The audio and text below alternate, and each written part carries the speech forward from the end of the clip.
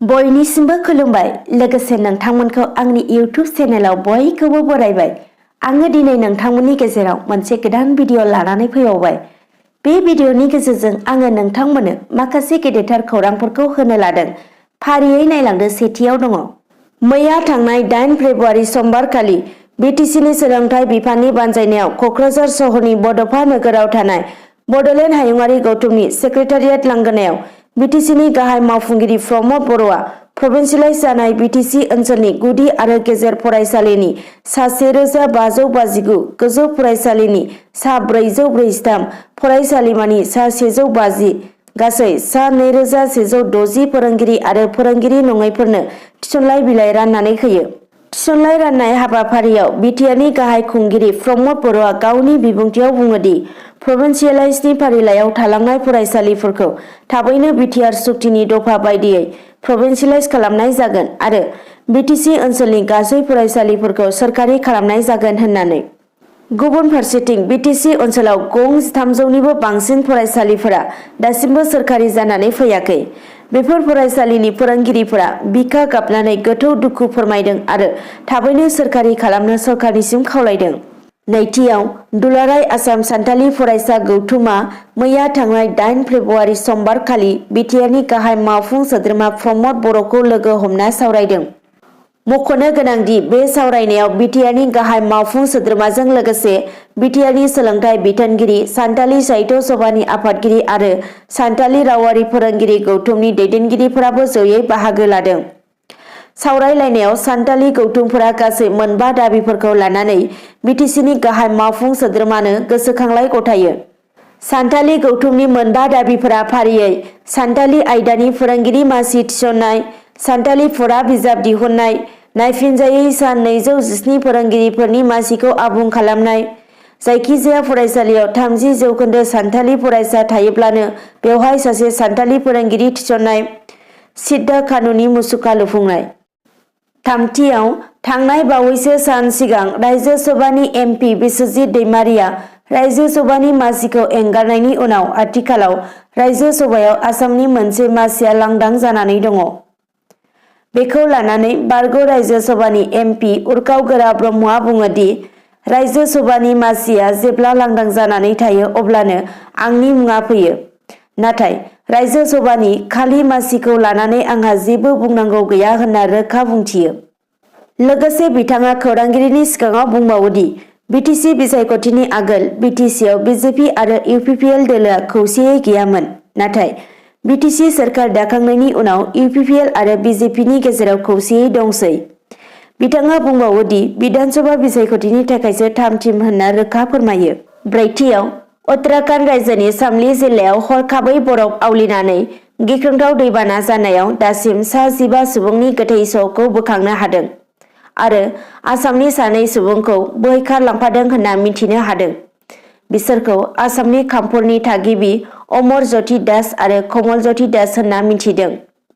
आरो दासिमाव गोबां सुबुंफोरनि गोथै सह'खौ बोखांनो हानाय जाथ'वाखैब्लाबो गोबां सुबुंफोरा हा सिंनि लामाफोराव नांथानानै दङ होननानै मिथिनो हानाय जादों आरो रैखाथि बिफाना बे समाव बोखांनो नाजानाय हाबाफारिया सोलिगासिनो होनना खौरांनिफ्राय मिथिनो मोन्दों।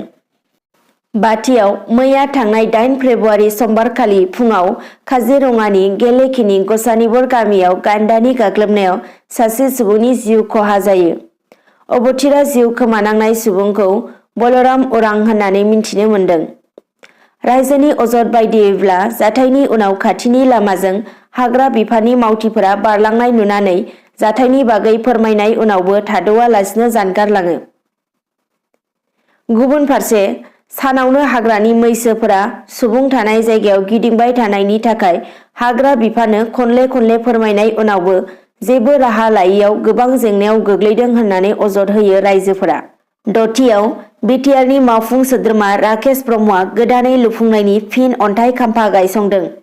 थांनाय 2015 मायथाइयावनो बिपिएफ दोलोनि सोरखार थानाय समावनो तामुलपुर आटियाबारि लामायाव थानाय बरिमाखानि मरा फाग्लादिया दैमानि सायाव 95 कौटि रांनि बाजेटजों गंसे आर.स दालां लुनाय खामानिखौ जागायदोंमोन। बिपिएफ खुंथायनि समावनो मावफुंजेननाय बे दालांनि खामानिया दासिम 70% जाफुंखानानै दं होनना मिथिनो मोन्दों। बे दालांखौनो फिन बिटिआरनि खुंथाय जुथाइ सोरखारनि मावफुं सोद्रोमा अदेबानि बिटिआर हालामनि PWD आफादनि बोसोनगिरि राकेश ब्रह्मआ बे दालांनिनो फिन अन्थाइ खाम्फा बेखेवदों। स्निथियाव कक्राझार सहरनि बड'फा नोगोराव थानाय बड'लेण्ड हायुङारि गौथुमनि सेक्रेटारियेट लांगोनायाव बिटिआर खुंथायनि बानजायनायाव गिबि खेबनि थाखाय ग्रेजुवेट आरो पस्ट ग्रेजुवेट फरायसाफोरजों बिटिआरनि गाहाय खुंगिरि प्रमद बर'आ मोगा-मोगि सोंनाय फिन्नाय हाबाफारिखौ मावफुंलाङो। बे हाबाफारियाव बिटिआरनि मावफुं सोद्रोमा अरुप कुमार दे, डक्टर नीलुत सरगयारी, दिगन्त बरुवा, रेवरेवा नार्जिहारि, दावबायसा बर', बिटिआरनि प्रिन्सिपाल सेक्रेटारि अनन्त लाल गियानी, कक्राझार जिल्लानि पुलिस बिबानगिरि राकेश रशनजों लोगोसे कक्राझार आरो चिरां जिल्लानि गुबुन गुबुन ओनसोलनि फरायसाफोरा बाहागो लायो। बे हाबाफारियाव बिटिआरनि गाहाय मावफुं सोद्रोमा प्रमद बर'आ फरायसा फरायसुलिफोरजों गोबां सोंनाय फिन्नाय खालामो आरो गासै जेंनाफोरखौ फोजोबस्रांनो इयुनाव नाजागोन होनना फोरमायो। दाइनथियाव बाक्सा जिल्लानि तामुलपुराव मैया थांनाय 8 फेब्रुवारि खालि साननि समावनो डाकाति खालामनायनि जाथाया जादों। बे जाथाया सीसीटीवी केमेरायाव गासैबो रेकर्ड जानानै थालांदों। मिथिनाय बायदिब्ला तामुलपुर अदालगुरि लामानि सौरागुरियाव बेलासि समाव जादों बे जाथाया। जाथायनि सायाव मोनथिनो मोननाय बायदिब्ला बाइकआव फैनाय सानै दुथाङा सौरागुरियाव थानाय उपासना सिबिथाय मिरु मुंनि गंसे पेट्रल पाम्पनि मावथिखौ गोबौ हाथियार दिन्थिनानै खमैबो 2 लाख रां सेख'नानै लांदों होनना मिथिनो मोन्दों। गुथियाव हाग्रा बिफाननि मावफुं सोद्रोमा EM रन्जित बसुमतारिया मैया थांनाय 8 फेब्रुवारि समबार खालि फुंबिलि समावनो आयेन बेरेखायै बाला दिखांना लाबोनाय गंसे ट्राकखौ हमनो हादों।